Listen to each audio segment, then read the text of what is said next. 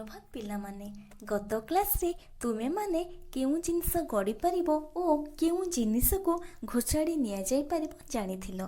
हेले आम चतुर्पार्श्व रे एपरि मध्य केतेक जिनिस अछि जेउगुड़िक गड़ी थांती ओ घोषाड़ी होई जाई थांती। आज आमे एही संबंधिय एक छोट गपटी सुनिबा। ये हेउछंती दुई भाई भौणी राजा और रानी। थरे खेलुथिबा समय रे तांको कबाट को किए जोरे बाड़ेला। तापरे दुई भाई भौणी भयभीत होई गले। कबाट खोली दुई जण देखिले।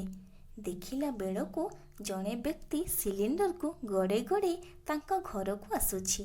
तापरे माँ को डाकिले। यापरे माँ सिलिंडर को घोषाड़ी करी घर को नेले।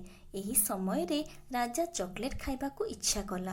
तापरे दुई भाई भौणी तांको घर पाखरे थिबा एक दुकान को गले।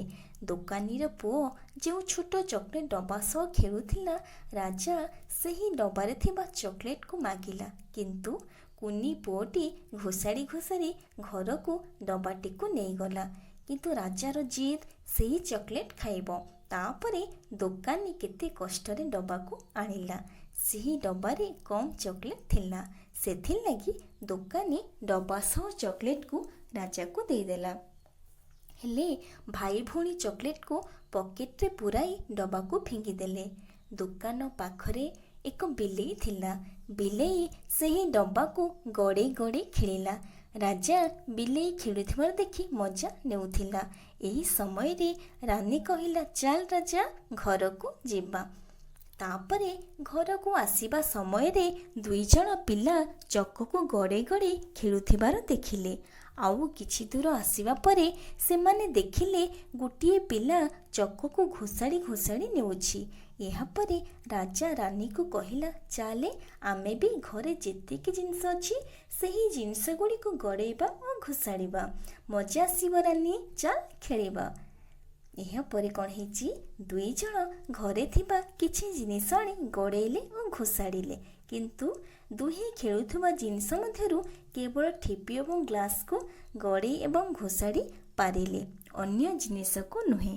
ହେଲେ राजा मनरे एक प्रश्न उंकी मारिला।